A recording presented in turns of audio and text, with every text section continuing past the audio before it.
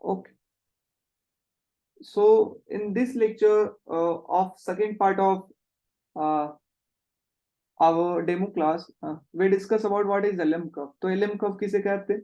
Interest और income के बीच का रिलेशन, जहाँ पे मनी मार्केट आपका इक्विलिब्रियम के अंदर हो, मनी मार्केट इक्विलिब्रियम के अंदर, इंपॉर्टेंट मनी मार्केट के अंदर डिमांड होगा, मनी मार्केट के अंदर सप्लाई होगा।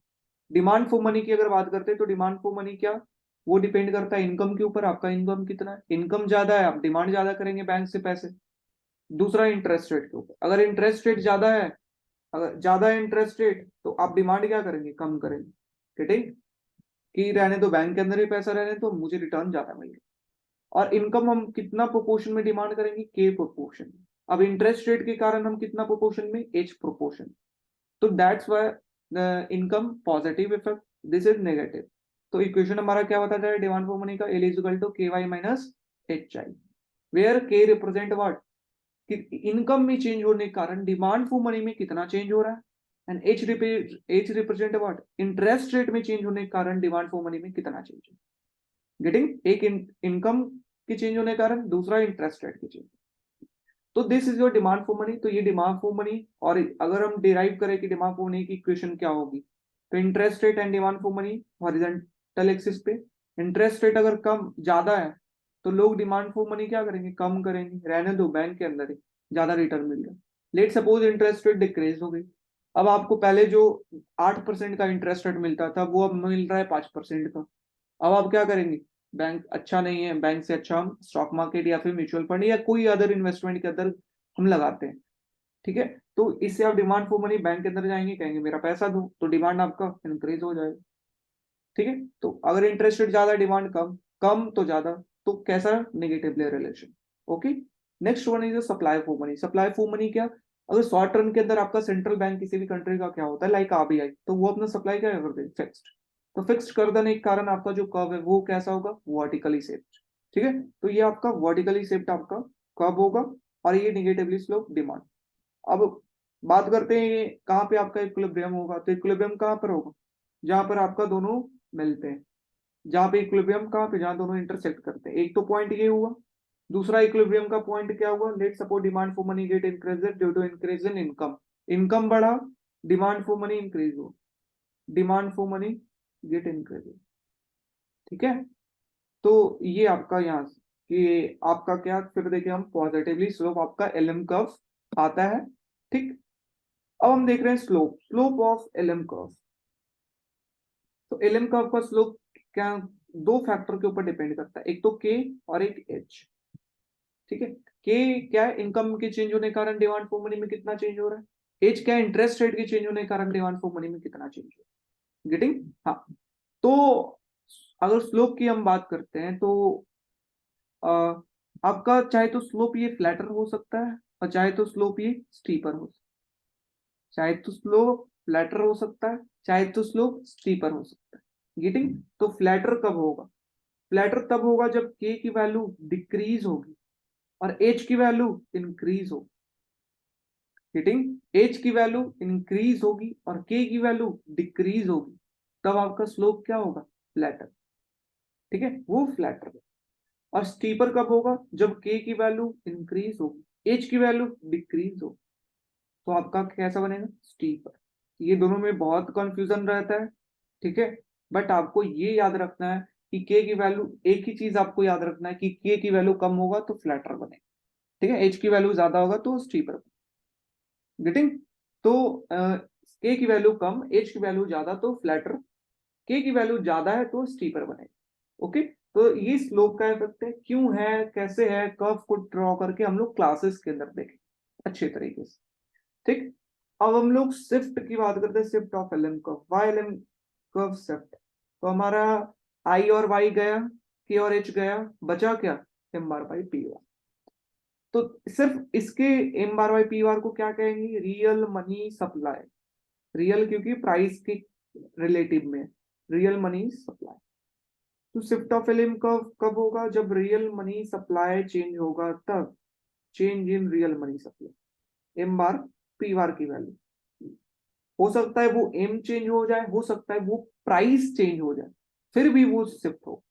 ओके, लाइक प्राइस अगर डिक्रीज हो गया, इनिशियली प्राइस था अब डिक्रीज हो गया, तो टोटल की वैल्यू क्या करेगा, इंक्रीज। तो प्राइस चेंज होने के कारण कौन सा curve, LM curve. Let suppose money supply increase हो गया, प्राइस रिमेन सेम, तो कौन सा कर्व, एलएम कर्व इंक्रीज हो रहा है। ठीक है, तो अगर इंक्रीज हो रहा है रियल मनी सप्लाई, तो एलएम कर्व कैसा होता है, पॉजिटिवली स्लो। ठीक, तो अगर आपका इंक्रीज हो रहा है तो आपका जो कर्व शिफ्ट होगा वो किधर की ओर, राइट वर्ड की तरफ। इंक्रीज होगा तो राइट वर्ड, चाहे वो आईएस कर्व हो चाहे एलएम कर्व। वहां पे ऑटोनोमस स्पेंडिंग था, यहाँ पर रियल मनी सप्लाई। और अगर डिक्रीज होगा रियल मनी सप्लाई तो किधर की तरफ, लेफ्ट वर्ड। Okay, left. ठीक, तो हम लोगों ने देख लिया कि कैसे हम डिराइव करेंगे मनी मार्केट इक्विलिब्रियम के थ्रू। स्लोप किसके ऊपर डिपेंड करता है, स्मॉल के एज के थ्रू। ठीक है, फ्लैटर कब होगा, स्टीपर कब होगा, शिफ्ट कब करेगा, क्या रीजन है, बढ़ेगा तो किधर की शिफ्ट, कमेगा तो किधर की shift. Let's solve question, one question. ये फिर से सीयूईटी 2023 के अंदर ये क्वेश्चन पूछा गया है। रीड दिस क्वेश्चन, क्या बोल रहा है।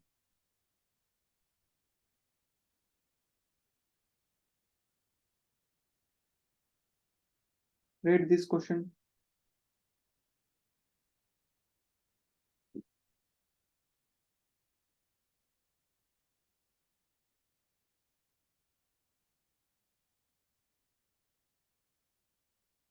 क्या कह रहा है कि ये आपका डिमांड फॉर मनी दिया हुआ है, एल इज इक्वल टू कितना, 0.25 बाई। ठीक है, मनी सप्लाई आपका दिया हुआ है, एम बार पी बार कितना दिया, 500। अब आपको कंफ्यूजन होगा कि L is equal to we know K Y minus H आई।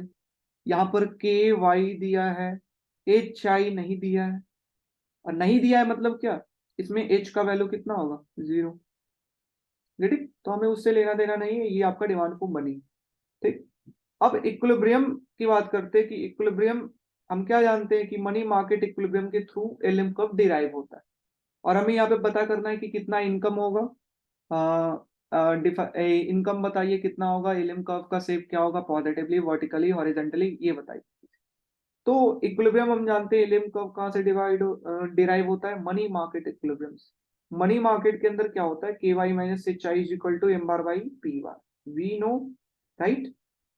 के वाई का सिर्फ वैल्यू, एच का वैल्यू 0 है, तो हमें सिर्फ के वाई का वैल्यू दिया है कितना, 0.25 वाई। ठीक है, और एम बार पी बार कितना दिया है, 500। इसे अगर करेंगे तो वाई इज इक्वल टू कितना, 500 बाई वट, 0.25। ये अगर करते हैं तो ये आपको 100, ये 100 ऊपर लेके जाते हैं, तो Y is equal to 500/25 into 100। तो ये 4 टाइम, तो 500 इंटू 4 कितना, 2000। तो 2000 जो है वो आपका इनकम होगा जब मनी मार्केट इक्विलिब्रियम के अंदर होगा, तो आपका कितना इनकम आता है, 2000। ओके, तो 2000 आपका वाई की वैल्यू 2000 आ रहा है, 2000 2000 2000। अरे तीन ऑप्शन, अब क्या करें। ठीक है, और आपका एक ही ऑप्शन सही है, विच ऑप्शन इज करेक्ट। तो अब हमें पता करना है कि कौन सा कर्व जो है वो वर्टिकल है, हॉरिजेंटल है, ये हमें देखना। ठीक है, तो वो चीज हमें पता करना है कि हॉरिजेंटल है, वर्टिकल है। अ, उसके लिए हमें क्या करना है, उसके लिए हमें करना है कि एच की वैल्यू आपका क्या है, 0। We know, what we know, कि स्लोप जो अभी हम लोग पढ़े, फ्लैटर कब होता है, जब के की वैल्यू डिक्रीज हो, एच की वैल्यू इंक्रीज। गेटिंग, फ्लैटर का मतलब हम क्या जानते हैं, फ्लैटर का मतलब हम जानते हैं, लाइक ये आपका एलएम कर्व है, this is your LM curve. तो फ्लैटर का मतलब ये ऐसे सोते हुए जा रहा है, सोते हुए जा रहा है। ठीक है, और फ्लैटर, और फ्लैटर, और मैक्सिमम फ्लैटर कब कहेंगे, जब ये बिल्कुल हॉरिजेंटल हो जाए। जब बिल्कुल हॉरिजेंटल हो जाए तो हम कहेंगे अच्छा ये मैक्सिमम फ्लैटर रीच हो गया है, मीन्स हॉरिजेंटल। गेटिंग, हाँ। तो एज का वैल्यू अगर बढ़ते जा रहा है, बढ़ते जा रहा है, तो कब तक एज का वैल्यू इंक्रीज हो सकता है, ये बताइए। मैक्सिमम, इंफिनिटी तक। तो एज का वैल्यू जब इंफिनिटी होगा तो एलएम का कैसा होगा, हॉरिजेंटल होगा। Getting my point? This is very very very important. जब एज का वैल्यू इंफिनिटी होगा, मीन हम फ्लैटर के लिए क्या पढ़े, के कम होगा एच ज्यादा होगा। एच ज्यादा होगा कब तक? मैक्सिमम इंफिनिटी तक। और फ्लैटर कब तक हो सकता है? जब तक वो हॉरिजॉन्टल हो जाए, मैक्सिमम फ्लैटिंग तो हॉरिजॉन्टल, तो हॉरिजॉन्टल होगा तो क्या, एच का वैल्यू इंफिनिटी होगा। ठीक है। तो आपका ये स्मॉल एच जो कि बताता है इंटरेस्ट रेट चेंज होने के कारण इनकम पे क्या इफेक्ट हो रहा है, तो ये एच की वैल्यू इंफिनिटी। और जब एच की वैल्यू इंफिनिटी हो गई तो आपका एलएम कर्व कैसा होगा? हॉरिजॉन्टल। हॉरिजॉन्टल। और ये कौन से केस में आता है? लिक्विडिटी ट्रैप में। कौन से केस में? लिक्विडिटी ट्रैप में। तो आपका फिर से क्वेश्चन बनेगा, फिर से सीयूटी के अंदर पक्का क्वेश्चन बनेगा लिक्विडिटी ट्रैप के ऊपर। ठीक है, कि जब हॉरिजेंटल होगा एलएम कर्व तो लिक्विडिटी ट्रैप होगा या नहीं। या फिर बताइए, जब लिक्विडिटी ट्रैप के अंदर इस सिचुएशन है तो एलएम कर्व कैसा है, होगा हॉरिजेंटल वर्टिकल। या जब लिक्विडिटी ट्रैप है तो एच की वैल्यू क्या होगी, जीरो, इंफिनिटी। ये तीन क्वेश्चन जो कि बहुत इंपॉर्टेंट। ठीक है, साथ साथ पॉलिसीज का क्या होता है वो बाद में मैं क्लासेस के अंदर डिस्कस करूँ। ठीक। तो ये जान लिए कि ये हॉरिजेंटल कब होता है, जब एच का वैल्यू इंफिनिटी होता है। लेकिन यहाँ पर एच का वैल्यू कितना है? जीरो। यहाँ पर एच का वैल्यू कितना है? जीरो। ओके। अब एच का वैल्यू यहाँ पे जीरो है तो अब हमारा क्या करें? वी नो कि जब स्टीपर का केस होता है तो वी नो के इंक्रीज होता है, एच डिक्रीज होता है। और एच डिक्रीज मैक्सिमम कहां तक हो सकता है? जीरो तक। ठीक है। और स्टीपर का मतलब हम क्या समझते हैं, ये थोड़ा, अगर नॉर्मल की बात करते हैं, this is our curve, normal LM curve, positively slope, normal LM curve. तो ये स्टीपर का मतलब ये धीरे धीरे जो है ना वो खड़ा होते जा रहा है। ठीक है, धीरे धीरे ये देखिए आपका, दिस मीन्स स्टीपर। तो ये स्टीप होते जा रहा है ये, गेटिंग। और मैक्सिमम स्टीपनेस कब तक होगा? जब ये वर्टिकल होगा। मैक्सिमम स्टीपनेस मतलब वर्टिकल। मैक्सिमम एच का वैल्यू डिक्रीज कब तक कर सकता है? जीरो तक। तो वर्टिकल जब होगा तो एच का वैल्यू क्या होगा? Zero. Remember this, when lm curve is vertical h is zero, and when lm curve is horizontal h is infinity। and when infinity का केस हो तो उसे लिक्विडिटी ट्रैप कहते हैं, और जब वर्टिकल का केस हो तो इसे क्लासिकल केस कहते हैं। क्लासिकल इकोनॉमिस्ट जो थे वो कहते कि जो आपका एच जो है वो जीरो होता है, इंटरेस्ट रेट के चेंज होने के कारण कोई इफेक्ट डिमांड फॉर मनी के ऊपर नहीं आता है। ये कीनियंस के द्वारा, ये कहा गया था कि इनके द्वारा, एडम स्मिथ के द्वारा। फिर कीनियंस आए, फिर उन्होंने कहा नहीं, ऐसा नहीं होता है, सिर्फ इनकम का इफेक्ट है, इंटरेस्ट रेट का भी इफेक्ट है। गेटिंग। तो क्लासिकल केस के अंदर क्या है, एज का वैल्यू जीरो। अब हम पढ़ते हैं जो ऑप्शन आपका सही होगा। एलएम कर्व इज वर्टिकल, सही है। And this define classical case, सही है। LM curve is vertical and this define liquidity trap, गलत। लिक्विडिटी ट्रैप में क्या होता है? एलएम कर्व हॉरिजॉन्टल होता है। LM curve is upward sloping, बिल्कुल गलत है। LM curve is horizontal in liquidity trap, गलत है, हॉरिजॉन्टल तो है ही नहीं, ये तो वर्टिकल। तो ये आपको पता करना है कि एच अगर जीरो है तो कैसा बनेगा? वर्टिकल। और वर्टिकल कौन है? क्लासिकल के। Getting? All of you getting my point? Yes और no? Getting? Any problem? Any problem?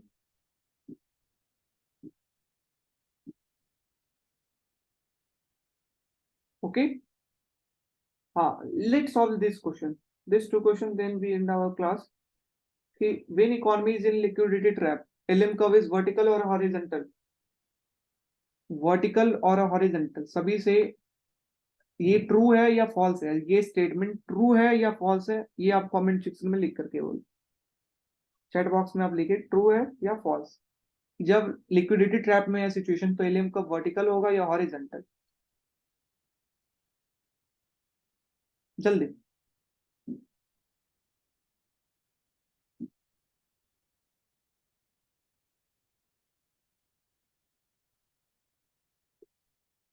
तो जब इकोनॉमी लिक्विडिटी ट्रैप के अंदर होती है तो एलएम कर्व क्या होता है? अभी हम लोगों ने पढ़ा कि जब लिक्विडिटी ट्रैप के अंदर इकोनॉमी हो तो एलएम कर्व कैसा होता है?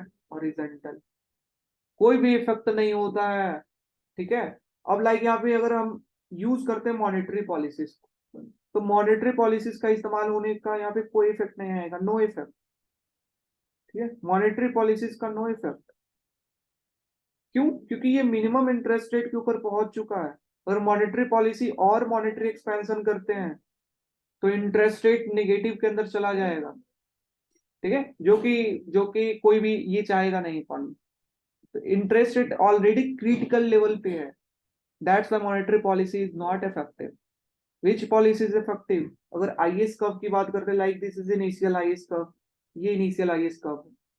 अब हम गवर्नमेंट स्पेंडिंग इंक्रीज करते हैं तो ऑटोनोमस स्पेंडिंग इंक्रीज होगा, G increases, A increases. When A increases IS curve shiftward rightward. Rightward shift होने के कारण अब देख सकते हो जो इनकम है हमारा वो y1 से y2, y1 से y2। तो fiscal policy is effective, fiscal policy जो है वो आपका इफेक्टिव है, but monetary policy is not. And LM curve is horizontal in liquidity trap. तो लिक्विडिटी ट्रैप में वर्टिकल होगा, गलत है। Monetary policy is ineffective when economy is in liquidity trap, right और रॉन्ग? मॉनेटरी पॉलिसी जो है वो इनइफेक्टिव होगा जब लिक्विडिटी ट्रैप के अंदर है। ट्रू या फॉल्स? ट्रू या फॉल्स?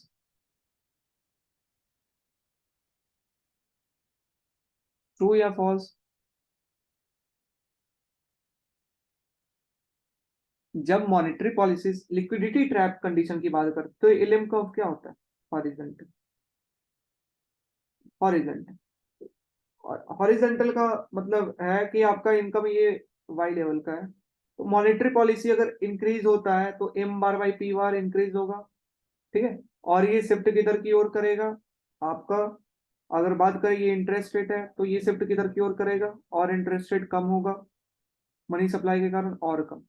ऑलरेडी ये क्रिटिकल लेवल पे है इंटरेस्ट रेट लिक्विडिटी ट्रैप के अंदर, मतलब मिनिमम लेवल पे, मिनिमम इंटरेस्ट रेट लाइक 0%। उस और अगर मॉनेटरी पॉलिसी का इस्तेमाल करते हैं तो आपका क्या हो जाएगा, ये लाइक आपका नेगेटिव, जो कि नहीं, जो कि अच्छी पॉलिसीज नहीं है। कोई भी आउटपुट के ऊपर इफेक्ट नहीं होगा, लोग जो है वो कोई भी इन्वेस्टमेंट इंक्रीज कुछ नहीं करेंगे। गेटिंग? बट यही फिजिकल पॉलिसीज का अगर इस्तेमाल किया जाए तो ये आपका एक लिक्विडिटी ट्रैप के अंदर है, ये क्या फिजिकल पॉलिसी, तो ये y1 लेवल, ये y2।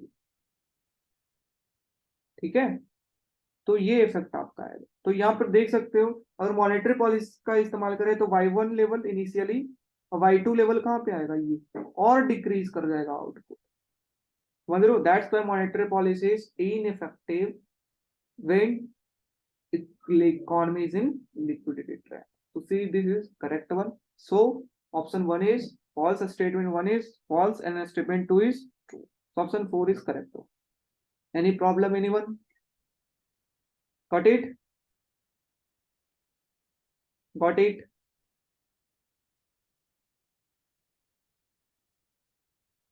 Next one is LM curve जो है वो रिप्रेजेंट करता है locus of all the combination of interest and income where demand for money is equal to supply for money, means money market is in equilibrium. What is the value of dy by di? dy by di का value, तो हम क्या करते हैं, जो equation जानते हैं उसी को देखते हैं और डिफरेंशिएट करेंगे। We know what K Y minus H I is equal to what M bar by P bar. ठीक है, और हमारा K Y is equal to what H I plus M bar by P bar.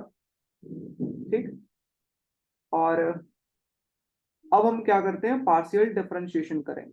ठीक है, partial differentiation करेंगे, interest rate और income का हम लोग पार्शियल डिफरेंशिएशन करेंगे, इसी को अगर पार्शियल डिफरेंशिएशन, तो पार्शियल डिफरेंशिएशन इनकम और इंटरेस्ट रेट के साथ करेंगे तो के आपका यहाँ पर और पार्शियल डिफरेंशिएशन करेंगे तो लेट डिमांड फॉर मनी को एल से रिप्रेजेंट कर रहे हैं तो इसका पार्शियल डिफरेंस ऐसे रिप्रेजेंट, फिर आपका एच और पार्शियल डिफरेंशिएशन इसका अगर बोले तो आई का क्या है, एल आई से रिप्रेजेंट, और एम आई का वैल्यू कितना, 0। ठीक है, और इसे अगर हम करते हैं तो आपका और साथ में यहाँ पे डी वाई भी आता है, डी आई। तो ये अगर करें तो L by D Y is equal to कितना, उधर H L I dash D I, ठीक है।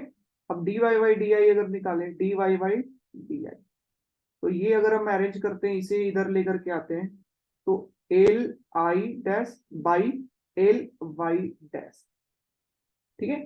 तो एल आई और एल वाई डैश और के और एच आएगा, तो यहाँ पर सिर्फ एल आई एल वाई के फॉर्म में दिया हुआ है।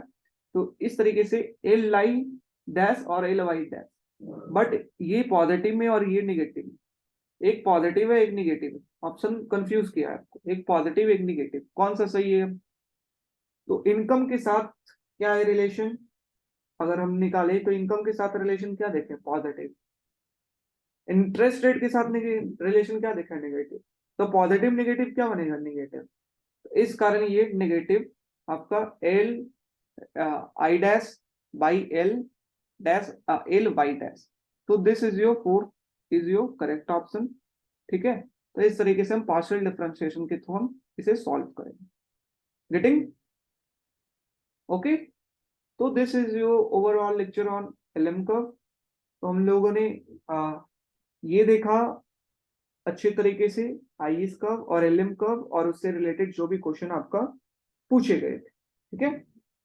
ओके। तो और अगर बात करें कि आपकी क्लासेस का जो रूटीन, मैं फिर से कह देता हूँ, सुबह 9 AM व्हाट, माइक्रो इकोनॉमिक्स, ठीक है। नो संडे, कोई संडे कल नहीं, नो ऑफ डे।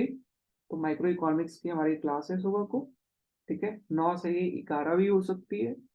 तो और 9 PM कल हमारा macro from national income accounting, from national income accounting, ठीक है। तो आप जो मैंने सिलेबस दिया है उसका आप पीडीएफ निकाल ले, ठीक है। उसी तरीके से आप चलाते रहें कि ये मेरा सिलेबस ये कवर हुआ, ये कवर हुआ, टिक वहां से वैसे वैसे चीजें करते चले कि यहाँ से ये कवर करना है, वो ये क्लासेस हो गई, ये लेक्चर्स मैंने कंप्लीट कर लिया, ये देख लिया। तो ये सारा चीज आप उसका प्रिंट आउट निकाल ले तो आपके लिए वो बेटर रहेगा, ठीक। तो ये आपका, और फिर से जो कोई नहीं ज्वाइन किए, इट्स सिंपली 999। और ये भी अफोर्ड आप नहीं कर सकते, तो दिस इज मिनिमम, इसे कम नहीं हो सकता, because a lot of effort is, I put a lot of effort in this, ठीक है। क्योंकि आपको क्लासेस, तो आपको हर दिन 2-2 क्लासेस लगभग अप्रॉक्स प्रोवाइड होगी, 150 प्लस लेक्चर्स आपका हो जाएगा, साथ में आपका आपको टेस्ट सीरीज प्रोवाइड की जाएगी, साथ में आपका हर संडे को क्वेश्चन प्रोवाइड किया जाएगा, 25 question MCQ Q question practice के लिए, जो भी आपको पढ़ाया गया है। लाइक नेशनल इनकम अकाउंटिंग में पढ़ाऊंगा कल, तो आपको नेक्स्ट जो संडे आएगा मैं आपको वो क्वेश्चन मैं आपको दूंगा टेस्ट के फॉर्मेट में, आपको वहाँ पे सबमिट करना है, आपको वहाँ पर पता चल जाएगा कि आपको कितना करेक्ट हुआ है कितना रॉन्ग हुआ, ओके। ताकि आप एवेल्युएशन कर पाएंगे कि आपका तैयारी किस तरीके से चल रहा है, ठीक। तो आप साथ साथ अगर चलते रहेंगे तो बहुत सही रहेगा। फिर से आई डोंट, अगर एक भी स्टूडेंट होगा तो आई विल डू, ठीक है ना। तो आई विल डू, क्योंकि I don't care about how many student are joining और not joining, I am focusing to how to prepare for CUT, how to keep our motivation, our focus on this CUT. Okay, so uh, let's join from tomorrow 9 AM, और हम लोग basic to standard करेंगे, concept के ऊपर ज्यादा focus रहेगा। फिर से आपको नोट्स बनाते हुए जाना। Any problem, any doubt regarding to this lecture, anyone?